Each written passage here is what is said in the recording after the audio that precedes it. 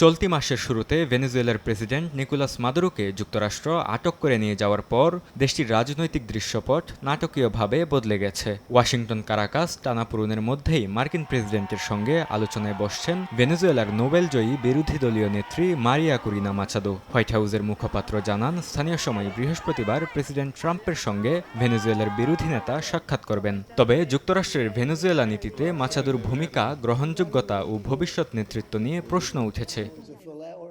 অন্যদিকে ভেনেজুয়েলার সঙ্গে সম্পর্ক পুনর্গঠনের ইঙ্গিত দিলেন ট্রাম্প।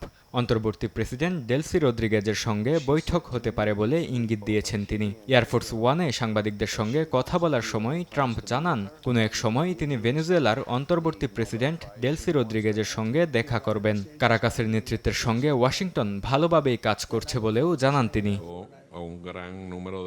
যুক্তরাষ্ট্রের সঙ্গে কূটনৈতিক সম্পর্ক পুনর্স্থাপনে কাজ চলছে বলে জানিয়েছেন ভেনেজুয়েলার অন্তর্বর্তী মন্ত্রী। দূতাবাস খুলে দ্রুতই নাগরিকদের উপযুক্ত সেবা নিশ্চিত করা হবে বলে জানান তিনি। বলেন, এই পদক্ষেপ মাদুরো ও তার স্ত্রী সিলিয়া ফ্লোরেসের নিরাপত্তা ও শান্তি নিশ্চিতে সহায়ক হবে।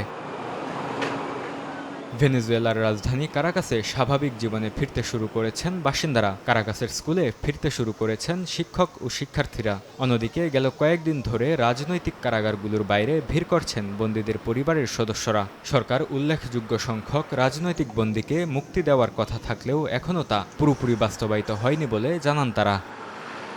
বরকতুল্লাহ, সময় সংবাদ।